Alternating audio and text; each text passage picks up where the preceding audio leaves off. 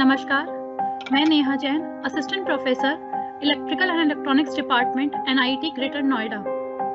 उत्तर प्रदेश सरकार के महिला कल्याण निर्देशालय, महिला कल्याण तथा बाल विकास सेवा एवं पुष्टाहार विभाग, डॉक्टर APJ अब्दुल कलाम प्राविधिक विश्वविद्यालय लखनऊ तथा जनपदीय प्रशासन के द्वारा आयोजित महिलाओं तथा बच्चों के विरुद्ध हिंसा से रोकथाम हेतु अभियान, जो कि एक 9 दिवसीय कार्यक्रम है, आप सभी का सादर अभिनंदन करती हूँ। मर्यादाओं में बनकर समाज ने अपने विकास के लिए नए पैमाने खुद ही बनाए हैं और कुछ पुराने वैसे ही स्वीकार कर लिए हैं। भारतीय समाज में कुरीति कहे जाने वाले बाल विवाह के संबंध में अवधारणाएं अभी भी कुछ स्पष्ट नहीं है। सही शिक्षा और जानकारी के अभाव में ये कुप्रथा अभी भी समाज में बनी हुई है। यद्यपि कुछ एक प्रकरणों में इसे संज्ञेय भी पाया जा रहा है। स्थिति कोई भी हो, कुरीति तो कुरीति ही है। कुरीतियों का उन्मूलन होना नितांत आवश्यक है। आज के इस कार्यक्रम में बाल विवाह रोकथाम, सहायता, पुनर्वास तथा बाल विवाह करने एवं कराने हेतु दंड के प्रावधान पर एक गहन चर्चा की जाएगी। तो आइए बढ़ाते हैं एक कदम सही शिक्षा और जानकारी के माध्यम से इस कुरीति को जड़ से उखाड़ फेंकने के लिए। इस चर्चा में मेरे सहयोगी सहकर्मी अपने विचार इस विषय पर प्रस्तुत करना चाहते हैं। मैं स्वागत करती हूँ अपने सहकर्मियों का कि वो आएं और बाल विवाह के इतिहास, रोकथाम, सहायता, पुनर्वास तथा बाल विवाह करने एवं कराने हेतु दंड के प्रावधान विषय पर प्रकाश डालें। धन्यवाद। नमस्कार, मैं Rishi Singhal, assistant professor electrical and electronics department NIT। आज अब आप सभी के साथ बाल विवाह के बारे में कुछ चर्चा करना चाहता हूँ। बाल विवाह हमारे समाज की कई सारी कुप्रथाओं में से एक है और ये आज भी हमारे समाज में चली आ रही है। इस कुप्रथा के अंतर्गत बाल्यावस्था में ही बच्चों का विवाह कर दिया जाता है। बाल्यावस्था बच्चों के खेलने कूदने की, सीखने की, समझने की उम्र होती है और इस छोटी सी उम्र में ही उन्हें विवाह जैसे जैसे जिम्मेदाराना कृत्य का सामना करना पड़ता है। इस कारण से उन्हें शारीरिक, सामाजिक और मानसिक चुनौतियों से गुजरना पड़ता है। आमतौर पर बाल विवाह में वर तथा वधू दोनों ही बाल होते हैं, परंतु हमारे समाज में ऐसे बाल विवाह भी संपन्न कराए जाते हैं जिसमें वर तो वयस्क परंतु वधू बाल होती है। इसलिए ये देखा गया है कि आमतौर पर बाल विवाह के ज्यादातर मामलों में प्रताड़ित होने वाली लड़की ही होती है। बाल विवाह की जड़ें हमारे समाज में काफी पुरानी हैं और इस बात का ठीक अंदाजा लगाना काफी मुश्किल है कि ये कब से चला आ रहा है। अशिक्षा, अज्ञानता, लैंगिक भेदभाव और आर्थिक दरिद्रता इसके संरक्षक रहे हैं। जो समाज इन सामाजिक दैत्यों से उबर नहीं पाया, वहीं पर यह बाल विवाह की कुरीति पनपी है। इसी कारण से न सिर्फ भारतीय समाज अपितु हमारे देश के बाहर भी कई सारे देशों में ये कुप्रथा चलती आई है। जैसे अफ्रीकन देश जो गरीबी में मुखर रहे हैं और दक्षिण एशियाई देश, वहां पे भी बाल विवाह के अत्यंत ज्यादा मामले पाए जाते हैं। आजादी से पहले के समय में ब्रिटिशर्स ने बाल विवाह को भारतीयों की छवि को धूमिल करने के लिए भी इस्तेमाल किया है। लगभग उन्होंने सभी भारतीयों को बाल विवाह के कारण से बर्बर घोषित कर दिया था। 1929 में ब्रिटिश सरकार ने शारदा एक्ट को लागू किया, जिसमें बाल विवाह में के लिए वर की उम्र 18 साल एवं वधू की उम्र 14 साल निर्धारित की गई थी। परंतु बाल विवाह जैसी कुरीति कितनी मजबूत रही है और इसकी जड़ें कितनी व्यापक रही हैं, कितनी प्रभावशाली रही हैं, इस बात का अंदाजा इसी से लगाया जाता है कि ब्रिटिश साम्राज्य भी इसको पूरी तरह से लागू नहीं कर पाया। समाज के दबाव के कारण ब्रिटिश साम्राज्य को इसे लागू करने में काफी कठिनाइयों का सामना करना पड़ा। आजादी के बाद से आज तक बाल विवाह के खिलाफ कुछ नए कानून बनाए गए और कुछ पुराने कानूनों में संशोधन भी किए गए हैं। जैसे शारदा एक्ट जो 1929 में सबसे पहली बार लागू किया गया था, उसमें 1978 में संशोधन किया गया और उसको चाइल्ड मैरिज रिस्ट्रेंट एक्ट का नाम दिया गया। इसमें शादी के लिए वर की उम्र 21 साल और वधू की उम्र को 18 साल बढ़ा तक का कर दिया गया। 1954 में स्पेशल मैरिज एक्ट बनाया गया और 2006 में PCMA यानी कि prohibition of child marriage act लागू किया गया। 2006 में लागू किया जाने वाला PCMA एक मील का पत्थर है, क्योंकि ये बाल विवाह को अपराध की श्रेणी में रखता है और इसमें अपराधी के लिए दंड का भी प्रावधान है। संयुक्त राष्ट्र की एजेंसी यूनिसेफ द्वारा किए गए एक सर्वे में ये पता चलता है कि बीते दशक में लगभग 25 मिलियन बाल विवाह रोके गए हैं, उनको होने से रोका गया है। परंतु तब भी इसके बावजूद आज की तारीख में लगभग 650 मिलियन स्त्रियां ऐसी हैं हमारे विश्व भर में जिनका विवाह 18 वर्ष से कम की उम्र में हुआ। ये सारा डेटा यूनिसेफ की वेबसाइट पे अवेलेबल भी है।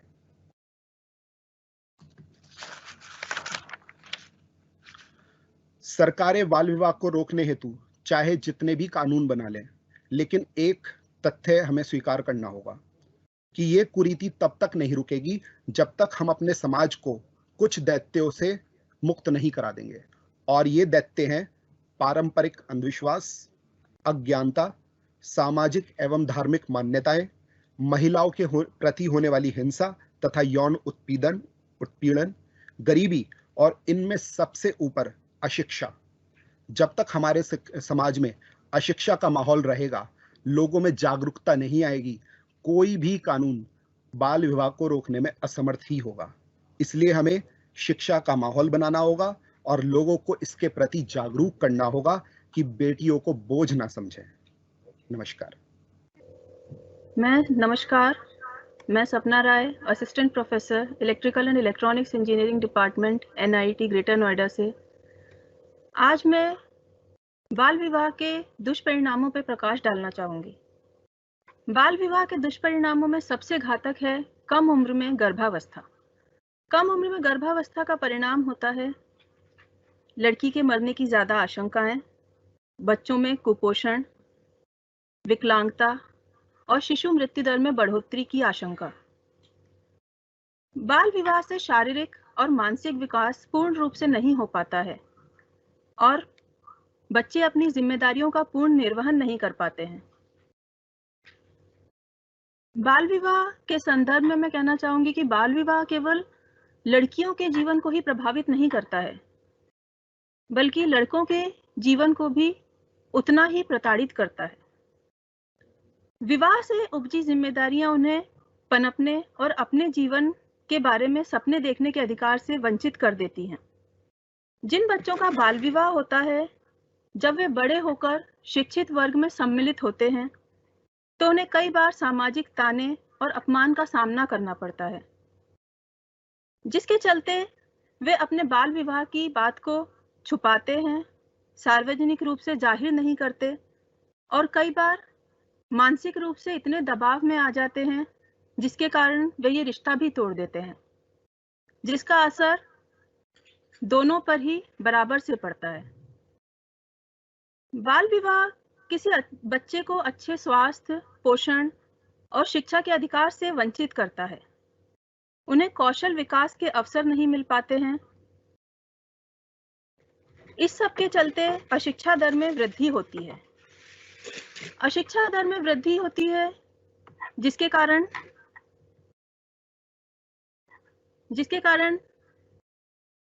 अशिक्षित ना होने के कारण उनमें समझ नहीं होती, जिसके कारण वो लोग बाल विवाह जैसी कुरीति से बाहर नहीं निकल पाते। बाल विवाह एक ऐसी कुरीति है जिससे बाहर निकलने के लिए सबसे अच्छा तरीका है या सबसे कारगर उपाय है शिक्षा। बाल विवाह से उत्पन्न दुष्परिणामों के चलते बच्चे जिनका बाल विवाह करवा दिया जाता है, वह अपनी शिक्षा पूरी नहीं कर पाते। अशिक्षित होने के कारण ये चक्र चलता रहता है। बाल विवाह बच्चों के मानवाधिकार का उल्लंघन है तथा उन्हें स्वतंत्र जीवन जीने में बाधा उत्पन्न करता है। पहले से ही गरीब, शिक्षा और रोजगारों के अवसरों से वंचित होने के कारण उनके लिए गरीबी चक्र से बाहर निकलना मुश्किल हो जाता है। ऐसा माना जाता है कि कम उम्र में विवाह के कारण लड़कियों को हिंसा, दुर्व्यवहार और उत्पीड़न का अधिक सामना करना पड़ता है। किशोर आयु, विधवा दर में वृद्धि तथा मानसिक तनाव भी बाल विवाह से उत्पन्न दुष्परिणामों में शामिल हैं। इन सभी दुष्परिणामों से यह स्पष्ट है, बाल विवाह की रोकथाम अत्यंत आवश्यक है। हमें भविष्य में हमारे समाज में होने जा रहे बाल विवाह को रोकने का प्रयास करना चाहिए तथा जो बाल विवाह से पीड़ित हैं, उन्हें उनके अधिकारों की प्राप्ति एवं इस पीड़ा से बाहर निकालने के लिए आवश्यक सहायता प्रदान करनी चाहिए। धन्यवाद। नमस्कार, मैं associate professor doctor Neelkamal, electrical and electronics engineering department, Noida institute of engineering technology. मैं शुक्रगुजार हूँ एपीजे अब्दुल कलाम तकनीकी विश्वविद्यालय के कि मुझे आज बाल विवाह पर कुछ बोलने के लिए मौका मिला। मैं सबसे पहले ये बताना चाहूँगा कि एक अभिनेता और सामाजिक कार्यकर्ता शबाना आजमी जी, उन्होंने एक एक्शन इंडिया की रिपोर्ट जिसका नाम है eliminating child marriage in India, progress and prospectus में ये बताया था कि 10.3 करोड़ में तकरीबन 8.52 करोड़ लड़कियां अकेले भारत में हैं जो बाल विवाह का शिकार होती हैं। इस रिपोर्ट के मुताबिक भारत में दुनिया की तकरीबन 33% बाल वधुएं हैं और करीब 10.3 करोड़ भारतीयों में 18 साल से पहले ही उनकी शादी हो जाती है। 2011 की जनगणना आंकड़ों का विश्लेषण करने के बाद ये कहा गया था कि देश में हो रहे 10.3 करोड़ बाल विवाहों की संख्या फिलीपींस और जर्मन की कुल संख्या से भी अधिक है। इस रिपोर्ट में यह भी बताया गया था कि विश्व में हर मिनट में 28 बाल विवाह हो रहे हैं। बालिकाओं को विवाह से रोकने में तकरीबन 27,000 नवजातों, 55,000 शिशुओं की मौत और लगभग 1,60,000 बच्चों को मौत से बचाया जा सकता है। 21 जुलाई को इस रिपोर्ट को जारी करते हुए शबाना आजमी जी ने यह कहा था कि वास्तव में पितृसत्ता बाल विवाह की वास्तव में जड़ है। बाल विवाह को रोकने के लिए पितृसत्ता से पूरी तरह से निपटना होगा। लड़कियों को सुरक्षित करना, उनमें भरोसा पैदा करना ताकि वे बाल विवाह को विरोध कर सकें, वे अपने जीवन के खुद फैसले ले सकें। इसके बाद 2016 में चौथे राष्ट्रीय परिवार स्वास्थ्य सर्वेक्षण से ये निष्कर्ष निकला कि बिहार में लगभग 39.1% विवाह कानूनी उम्र से पहले ही हो जाते हैं। आंध्र प्रदेश में भी 32.6% और यहाँ तक कि गुजरात में 24.9%, मध्य प्रदेश में 30% और राजस्थान में 35.4% और सबसे ज़्यादा बंगाल में 40.7% और पूरे भारत में लगभग 26.8% विवाह बाल विवाह हो जाते हैं।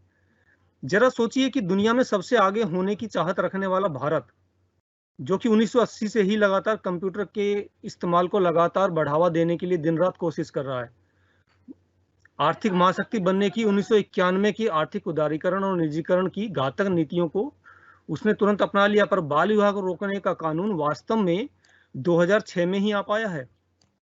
अब विवाह की अगर आयु ऐतिहासिक और कानूनी दृष्टिकोण से देखा जाए तो हम ये कह सकते हैं कि 1860 में अधिनियमित हुई भारतीय दंड संहिता आईपीसी में 10 वर्ष से कम की लड़कियों के साथ किसी भी प्रकार का शारीरिक संबंध को अपराध की दृष्टि में रखा गया है और वर्ष 1927 को ब्रिटिश सरकार कानून के माध्यम से 12 वर्ष से कम की आयु की लड़कियों के साथ विवाह को अमान्य घोषित कर दिया। हालांकि राष्ट्रवादी आंदोलन के रूढ़िवादी नेताओं द्वारा ब्रिटिश सरकार के इस कानून को काफी विरोध किया गया। विशेषकर इस कानून का विरोध हिंदुओं ने ज्यादा किया था और वर्ष 1929 में बाल विवाह निरोधक अधिनियम के माध्यम से महिलाओं और पुरुषों की विवाह की न्यूनतम आयु 14 वर्ष और 18 वर्ष निर्धारित कर दी गई थी।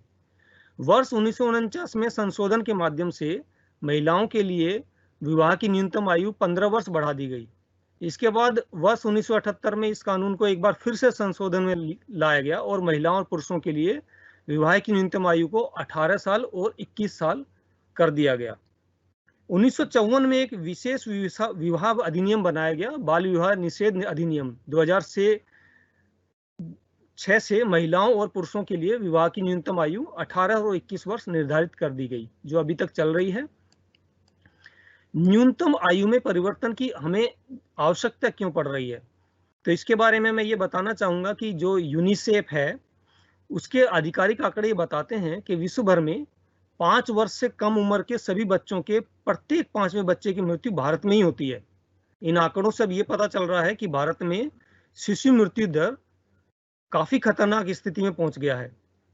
संयुक्त राष्ट्र के भी शिशु मृत्यु दर की अनुमानित संबंधित आंकड़ों के अनुसार वर्ष 2018 में कुल भारत के 7,21,000 शिशुओं की मृत्यु हुई, जिसका अर्थ ये हुआ कि इस अवधि में प्रतिदिन औसतन 1,975 शिशुओं की मौत हुई। भारत में जिस समय महिलाओं को उनके भविष्य और शिक्षा की ओर ध्यान देना चाहिए, उस समय उन्हें विवाह के बोझ से दबा दिया जाता है। 21वीं सदी में इस रूढ़िवादी प्रथा में बदलाव की एकदम आवश्यकता है, जो कि महिलाओं के सशक्तिकरण की दिशा में एक महत्वपूर्ण कदम साबित हो सकता है। और विशेषज्ञ तो ये मानते हैं कि महिलाओं की विवाह की न्यूनतम आयु को बढ़ाने से महिलाओं के पास शिक्षित होने, कॉलेज में प्रवेश करने और उच्च शिक्षा प्राप्त करने का अधिकार प्राप्त हो जाएगा। इस निर्णय से संपूर्ण भारतीय समाज, खासतौर से निम्न आर्थिक वर्ग वाले, इस निर्णय का अच्छा खासा प्रभाव देखने को मिल सकता है। भारत में बाल विवाह प्रतिषेध अधिनियम 2006 में आया है पूरी तरह से, और जिससे समाज में बाल विवाह को रोकने के लिए इसको लागू किया गया। और इस नियम के अंतर्गत 21 वर्ष से कम आयु के पुरुष या 18 वर्ष से कम आयु की महिला के बाल विवाह को श्रेणी में रखा जाएगा। इस अधिनियम के अंतर्गत बाल विवाह को एक दंडनीय अपराध माना गया है। साथ ही बाल विवाह करने वाले वयस्क या बाल विवाह को संपन्न कराने वाले इस अधिनियम के तहत 2 वर्ष के कठोर कारावास या 1 लाख रुपए का जुर्माना या फिर दोनों ही सजा से दंडित किया जा सकता है, किंतु किसी भी महिला को कारावास में दंडित नहीं किया जाएगा। इस अधिनियम के अंतर्गत अपराध संघीय और गैर जमानती होंगे। इस अधिनियम के अंतर्गत अवयस्क बालक के विवाह को अमान्य करने का भी प्रावधान रखा गया है।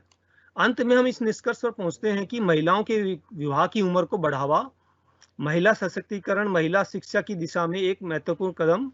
हालांकि ये भी आवश्यक है कि यह नियम बनाने के साथ साथ उनके कार्यान्वयन पर भी ध्यान दिया जाए, क्योंकि भारत में पहले से ही विवाह की न्यूनतम आयु 18 वर्ष तय की गई है, किंतु आंकड़े ये बताते हैं कि अधिकांश क्षेत्रों में इस नियम का पालन नहीं हो रहा है। भारतीय समाज में लड़कियों के प्रति दृष्टिकोण के बदलाव की बहुत जरूरत है। अधिकांश भारतीय घरों में ये काफी विचार प्रचलित है कि लड़कियां पराया धन होती हैं, उन्हें जल्दी से जल्दी विदा कर देना चाहिए। जब हम मानसिकता को नहीं बदलेंगे तो बाल विवाह को रोकना संभव नहीं होगा। अतः मानसिकता को बदलना बहुत जरूरी है। धन्यवाद। नमस्कार, मेरा नाम श्वेता शर्मा है। मैं Noida institute of engineering and technology पे ईएन डिपार्टमेंट में असिस्टेंट प्रोफेसर के पद पे कार्यरत हूँ। मेरा विषय है कि कैसे हम बाल विवाह पीड़ित की सहायता कर सकते हैं। इस विषय को समझाने के लिए मैंने सर्वप्रथम एक उदाहरण लिया है, जिसमें कि पीड़िता का विवाह 12 वर्ष की उम्र में ही हो गया था। 15 वर्ष की उम्र में उसके घर वालों ने उसे उसके ससुराल भेजने की तैयारी जब करी तो पीड़िता विद्रोह पर आ गई और वह किसी भी परिस्थिति में अपने ससुराल नहीं जाना चाहती थी। ना ही वह इस परिस्थिति के लिए तैयार थी कि 18 वर्ष की जब उसकी आयु हो जाए तब जाके वह अपना वैवाहिक जीवन का आनंद ले। तो ऐसी परिस्थिति में पीड़िता ने उपायुक्त से संपर्क करके अपनी परेशानी बताई, जिसमें कि उपायुक्त ने चाइल्ड वेलफेयर ऑर्गेनाइजेशन के साथ सम्मिलित होके इस परेशानी का हल निकाला। हल इस तरह से निकाला गया कि पीड़िता को अपने इस विवाह से मुक्ति दिला दी गई। मुक्ति तलाक के रूप में थी और उसके बाद उसे चाइल्ड वेलफेयर ऑर्गेनाइजेशन को उसकी कस्टडी दे दी गई। इसके उपरांत चाइल्ड वेलफेयर ऑर्गेनाइजेशन ने उसकी शिक्षा की जिम्मेदारी ली और एक ऐसे जीवन देने का उसको वादा किया जो एक समान बच्चे का होता है। 15 वर्षीय बच्चे का जो समान जीवन होता है वैसा जीवन देने का उसे वादा दिया। तो ये एक तरीका है कि कैसे हम किसी बाल विवाह पीड़ित की सहायता कर सकते हैं। सहायता कि आप उसे उस विवाह से ही छुटकारा दिला दीजिए। यह एक सबसे बेहतर तरीका है और उसकी जिम्मेदारी एक ऐसी संस्था को दे दीजिए जो उसे एक समान जीवन जीने के लिए आगे प्रेरित करे, उसे सहायता दे। दूसरा उदाहरण मैंने लिया है जिसमें कि ये एक न्यूज़पेपर का ही सर्वे था कि 10 साल में भारत में बाल विवाह की दर में बहुत ही बड़ी कमी आई है। यह कमी लगभग इतनी आ गई है कि 10 सालों के अंदर ये जो दर है ये 6.4% पर आके रुक गई है। इसमें यह बताया गया है कि 15 से 19 वर्षीय बालिकाएं जो कि बाल विवाह से पीड़ित थी, इनकी दर सिर्फ 6.4 रह गई है। और इसमें जो भारत के तमाम राज्य हैं, इसमें जो अव्वल स्थान प्राप्त किया है वह प्राप्त किया है उत्तर प्रदेश ने। तो ऐसा क्या हुआ कि अचानक से 10 सालों के अंदर यह दर इतनी निचले स्तर पर आके रुकी? तो हमने ये पाया कि समाज में जैसे जैसे शिक्षा का प्रसार हुआ, लोगों की आर्थिक स्थिति में सुधार हुआ, यह बाल विवाह के जो हमें केसेस मिले वो बहुत कम हुए। तो ये तो हमें सबको पता है कि शिक्षा का समाज में क्या योगदान है। एक बेहतर समाज के निर्माण के लिए शिक्षा का बहुत बड़ा योगदान है। शिक्षा ही हमें बताती है कि हमारे अधिकार क्या हैं। शिक्षा ही हमें समाज में सही तरीके से जीना सिखाती है। यह शिक्षा जरूरी नहीं कि हमें किसी विद्यालय में ही जाके मिले, यह शिक्षा हमें हमारे घर से भी मिल सकती है, लेकिन उसके लिए सर्वप्रथम जरूरी यह है कि हमारे माता पिता भी जागरूक हो, उन्हें भी शिक्षा प्राप्त हो, वह हमें सही शिक्षा दे पाए। लेकिन ये जो स्थिति हमारे सामने आई थी कि बच्चों को बाल विवाह के लिए मजबूर किया जाता था, वह इसीलिए आई क्योंकि यह जागरूकता की कमी हमारे पूर्वजों से ही थी। जैसे जैसे हमारे यहाँ एक स्लोगन चलता है कि अगर माता पढ़ी लिखी होगी तो वह अपने बच्चों का जीवन संवारेगी। तो अगर माता पढ़ी लिखी है, वह बच्चों का जीवन भी और बेहतर बना सकती है। उसे क्या अधिकार प्राप्त है, बच्चों को कैसे सही रूप से पालना है, यह भी वो बता पाएगी। शिक्षा से ही बच्चों को हम जागरूक कर सकते हैं। हमने देखा है कि ज्यादातर केसेस में बच्चों को पढ़ाई रोक के उन्हें बाल विवाह के लिए झोंक दिया जाता है। तो जरूरत यह है कि हमारा शिक्षा का प्रसार जन जन तक पहुंचे। ये जो स्तर हमारा जो दर आया है, यह गांव और शहरों में भी इसकी भारी मात्रा में अंतर देखा गया है। शहरों में शैक्षिक दर काफी अच्छा होने की वजह से यह बाल विवाह के बहुत कम केसेस आते हैं। बजाय हम अगर गांव में जाएं तो गांव में यह केसेस शहरों के मुकाबले बहुत ज्यादा हो जाते हैं। अंतर क्या पाया? अंतर बस शिक्षा का पाया कि क्योंकि शिक्षा का प्रसार हमारे शहरी समाज में ज्यादा है और वहीं गांव में अगर हम जाएं वहां शिक्षा इतने ज्यादा रूप में फैली हुई नहीं है, बहुत कम ही लोग शिक्षित हैं, तो इसलिए वह इतने जागरूक भी नहीं है। और क्योंकि जागरूकता की कमी है तो उन्हें उनके अधिकारों के बारे में भी नहीं पता है। क्योंकि जब अधिकार ही नहीं पता है तो उन अधिकारों को कैसे उन अधिकारों के लिए लड़ेंगे। तो सबसे जरूरी क्या है कि मैं शिक्षा का प्रसार हमारे यहाँ अधिक से अधिक हो ताकि इस सामाजिक कुरीति से हम लड़ पाएं, हम लोगों को जागरूक कर पाएं। जब हम खुद जागरूक होंगे तभी हम समाज को भी जागरूक बना पाएंगे। पहला ये था। दूसरा क्या देखा गया कि जैसे जैसे लोगों की आर्थिक स्थिति में सुधार आया, लोग इस कुरीति से दूर भागने लगे। तो ऐसा क्या हुआ कि आर्थिक स्थिति में सुधार की वजह से इस कुरीति में कमी आई? होता ये था पुराने समय में कि लोग अपनी आर्थिक तंगी की रहते बड़े बड़े जमींदारों से कुछ पैसे उधार ले लिया करते थे। उस उधार को चुकाने के लिए वह अपनी छोटी छोटी बच्चियों को बड़े ही ज्यादा उम्र के इंसानों से विवाह के लिए मजबूर करते थे। वह अपनी बच्चियों को एक अपना अंश ना समझ के एक उधार चुकाने का जरिया समझते थे। वह उन्हें एक वस्तु के समान व्यवहार करते थे। तो उस वस्तु के लेन देन करके वह अपना उधार चुकाने की कोशिश करते थे और स्थिति वह सही नहीं होती थी, वह स्थिति और विषम हो जाती थी क्योंकि इस तरह से वह अपनी मजबूरियों से छुटकारा पाने की बजाय और मजबूर हो जाते थे। तो ये दो तरीके हमने देखे कि एक तो हम अपना बच्चों का जिनका जो पीड़ित हैं बाल विवाह से, या उनका हम छुटकारा करा सकते हैं कैसे कि उनका हम तलाक ही करा दें। दूसरा तरीका ये है कि हम और ज्यादा उनको शैक्षिक बनाएं, उनके अंदर हम स्किल भी डेवलप करें ताकि वह अपना आर्थिक स्थिति को सुधार पाए। जब ये दोनों चीजें हो जाएंगी तो मेरा ये मानना है, और आप सर्वे भी करिए तो आप ये देखेंगे कि जहां जहां इन चीजों में बढ़ोतरी हुई है, जहां जहां शिक्षा में बढ़ोतरी हुई है, जहां जहां आर्थिक स्थिति में सुधार हुआ है, वहां वहां इस दर में काफी भारी मात्रा में कमी आई है।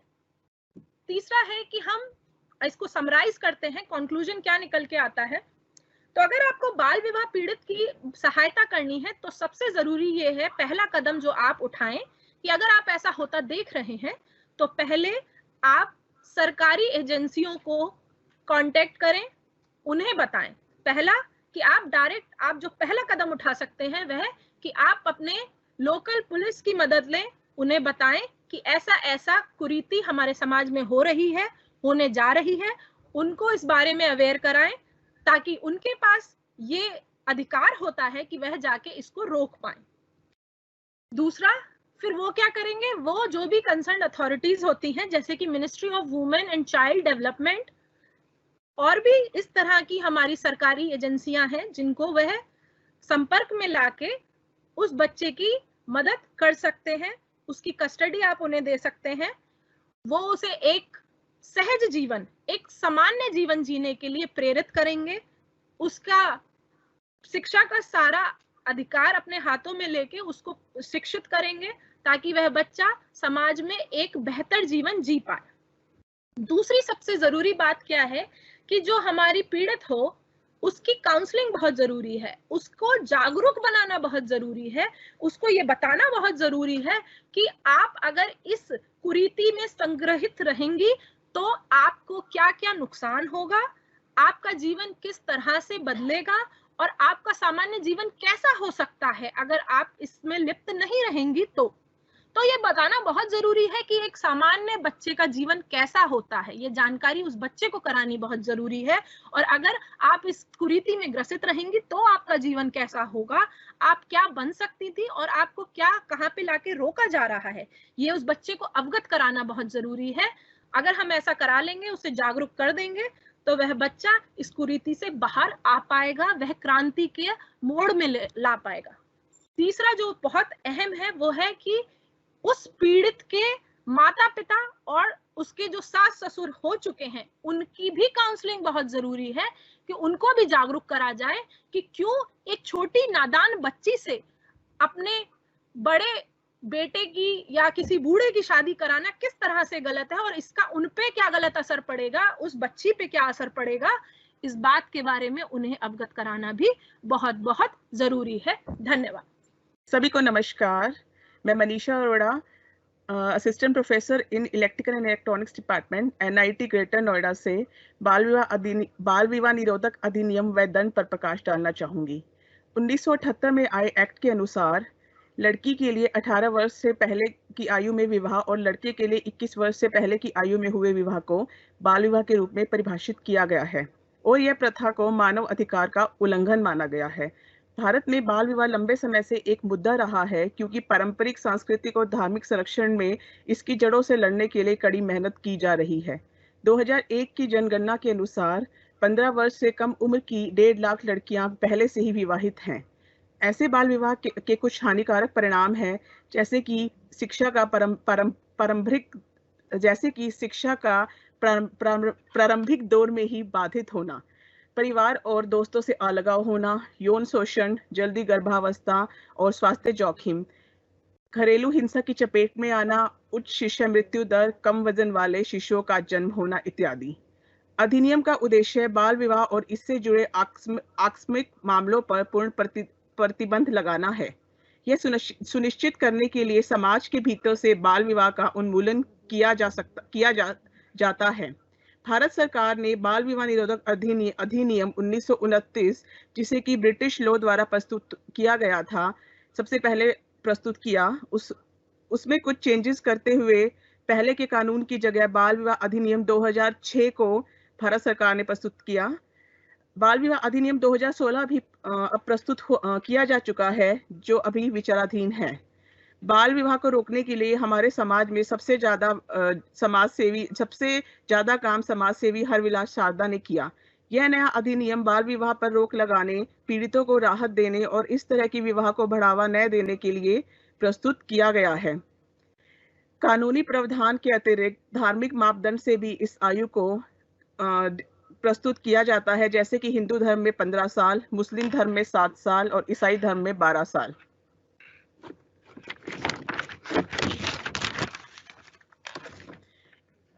इस अधिनियम में 21 खंड है। यह जम्मू और कश्मीर और पांडिचेरी के केंद्र शासित प्रदेश के अलावा पूरे भारत में लागू होता है। इस अधिनियम के तहत अपराध और सजा। पुरुष वयस्क के लिए सजा: यदि कोई पुरुष वयस्क जो 18 साल से अधिक आयु का है बाल विवाह कराता है तो उसे 2 वर्ष की सजा, 2 लाख रुपए जुर्माना या दोनों ही हो सकते हैं। विवाह में सहायक होने के लिए दंड: अगर कोई विवाह में सहायक होता है, ऐसे व्यक्ति को 2 वर्ष की सजा, कठोर कारावास, 1 लाख रुपए का जुर्माना या दोनों ही हो सकते हैं। विवाह में सहायक होने के साथ साथ उस पर आचरण करना, उसे निर्देशित करना और कानूनी नियमों का पालन न करना भी इसमें आते हैं। विवाह को बढ़ावा देने, अनुमति देने के लिए सजा: बच्चे के माता पिता या अभिभावक या कोई अन्य संगठन के सदस्य सहित कोई भी बाल विवाह को बढ़ावा देता है, अनुमति देने का कार्य करता है या लापरवाही करता है इसे रोकने में, इस तरह के विवाह में शामिल होने, भाग लेने के लिए दोषी को 2 साल की सजा, कठोर कारावास और 1 लाख रुपए का जुर्माना या दोनों ही हो सकते हैं। इस अधिनियम के तहत अपराध संज्ञेय है और गैर जमानती है, पर किसी भी महिला को जेल नहीं होती है। धन्यवाद। नमस्कार, मैं Anjali Gupta, deputy head of electrical and electronics engineering department of NIT greater Noida, Uttar Pradesh सरकार के महिला कल्याण निदेशालय, महिला तथा बाल विकास सेवा एवं पुष्ट आहार विभाग, AKTU Lucknow, NIT management, women empowerment and IIC cell का इस ज्वलंत विषय, जो कि बाल विवाह रोकथाम, सहायता, पुनर्वास तथा बाल विवाह करने एवं कराने हेतु दंड के प्रावधान है, पर इस 9 दिवसीय कार्यक्रम के आयोजन के लिए मैं सबका धन्यवाद ज्ञापित करती हूँ। जैसे कि हमारे सारे सहकर्मियों ने बताया कि बाल विवाह भारत देश में आज से ही नहीं, पहले से ही चला रहा है। ये केवल भारत देश में ही नहीं, संपूर्ण विश्व में व्याप्त है। पता नहीं, सोचकर बड़ा अजीब लगता है कि भारत इतनी अपने आप में महाशक्ति के रूप में उभर रहा है, फिर भी आज भी हमारे भारत में इस तरह की कुरीति जीवित है। बाल विवाह का दुष्परिणाम क्या हो सकता है? बाल विवाह के जो भी परिणाम है वो दुष्परिणाम ही हो सकते हैं। उनमें से सबसे घातक शिशु और माता की मृत्यु दर में वृद्धि और उनके शारीरिक और मानसिक विकास पूरी तरह नहीं हो पाते हैं। बाल विवाह होने के कारण भी क्या हैं? बाल विवाह लड़की की शादी को माता पिता द्वारा अपने ऊपर एक बोझ समझना, शिक्षा का अभाव होना, रूढ़िवादिता का होना, अंधविश्वास होना, निम्न आर्थिक स्थिति होना, मानसिक एक मानसिकता है आम जनों के बीच में कि अगर हमारी लड़की है और हम इसकी जल्दी शादी कर दें तो हम अपने सारे कर्तव्यों को पूरा कर देते हैं, लेकिन वो इस बात को नहीं सोचते कि लड़की का या लड़के का बाल विवाह करने के बाद उसके पास जो परेशानियां आने वाली हैं उनको झेलने वाला कौन है, उनकी जिम्मेदारियां कौन लेगा। बाल विवाह रोकने के लिए भारत सरकार ने पहले, आज से ही नहीं, बहुत पहले से ही इसके लिए अभियान चलाए हैं। पहले से ही प्रमुख राजा राममोहन राय, केशव चंद्र सेन, जिन्होंने ब्रिटिश सरकार द्वारा भी एक बिल पास करवाया था, जैसे कि हमारी मनीषा अरोरा मैडम ने बताया, स्पेशल मैरिज एक्ट भी जिस कानून को कहा जाता है, उसके अंतर्गत लड़की की उम्र 14 वर्ष और लड़के की उम्र 18 वर्ष होनी चाहिए थी। इसके बावजूद भी चाइल्ड मैरिज रिस्ट्रेंट नामक बिल पास कराया गया, जिसमें फिर से शादी की उम्र को थोड़ा बढ़ाया गया। लड़की की उम्र को 18 साल, लड़के की उम्र को 21 वर्ष कर दिया गया। इसके बावजूद भी भारत सरकार ने बाल विवाह निषेध अधिनियम 2006 जो आज भी अस्तित्व में है वो बताया। उसका सबसे प्रमुख पॉइंट ये है कि अगर कोई बच्चा, कोई बालक जिसकी शादी उसके माता पिता या उसके परिवारजनों द्वारा कर दी गई हो और जब वो वयस्क होता है और इस बात को महसूस करता है कि मेरा बाल विवाह करा दिया गया था, तो वयस्क अवस्था में आने के 2 साल के अंदर अंदर वह अपने विवाह को अवैध घोषित कर सकता है, वह उससे मुक्ति पा सकता है। बस समस्या ये है कि लोगों के अंदर इस बात की जागरूकता ही नहीं है, लोगों को इस बारे में जानकारी ही नहीं है। बाल विवाह को रोकने के अगर उपाय की बात की जाए तो सबसे पहला उपाय है आम जनों में इसकी जागरूकता फैलाना, लोगों को बताना बाल विवाह के दुष्परिणाम क्या होते हैं, बाल विवाह ना करने से बच्चों का जीवन सफल हो सकता है और बाल विवाह के कार्यक्रमों को इसकी जागरूकता बढ़ाने से समाज में इसकी जागरूकता फैलाना चाहिए। मीडिया इसे रोकने के लिए प्रमुख भागीदारी निभा सकती है। शिक्षा का प्रसार, ज्ञान का प्रसार, ये इस समस्या से निदान पाया जा सकता है। जहां मीडिया का प्रसार ना हो वहां इस तरह के नुक्कड़ नाटकों का आयोजन करके भी इस समस्या से लोगों को अवगत कराया जा सकता है। जैसे कि मेरे सारे सहकर्मियों ने भी इन सारे विचारों पर प्रकाश डाला, अपनी सारी जानकारियां बताई। मैं उनके प्रभावी एवं गहन तथा तर्कसंगत उद्बोधन के लिए अपना आभार व्यक्त करती हूँ। इस कार्यक्रम की संचालिका मिस नेहा जैन मैडम को उनकी प्रभावी संचालन के लिए बहुत बहुत बधाइयां और बहुत बहुत धन्यवाद। मेरा आप सबसे अनुरोध ये है कि आप जहां रहते हैं, अपने जिस परिवार में रहते हैं, अपने समाज में, अपने परिवार में और सभी मित्र गणों से, मिलने वालों से सब में ये जागरूकता फैलाएं कि बाल विवाह कभी भी बच्चों के जीवन के लिए सफलता का उद्देश्य नहीं ला सकता है। अगर हर एक आदमी किसी एक व्यक्ति के बाल विवाह को भी रोक लेता है तो ये समझ लीजिए कि भारत में बाल विवाह को बहुत तेजी से रोका जा सकता है। नमस्कार, धन्यवाद। वक्ताओं के द्वारा सभी विषयों को समुचित रूप से प्रस्तुत किया गया, इसके लिए आप सभी का धन्यवाद। इस सत्र में प्रतिभाग करने के लिए बहुत बहुत धन्यवाद। अंत में मैं अपने आयोजन समिति के सदस्य श्री विकास तिवारी और श्री अमरप्रीत सिंह को भी धन्यवाद ज्ञापित करना चाहती हूँ। धन्यवाद।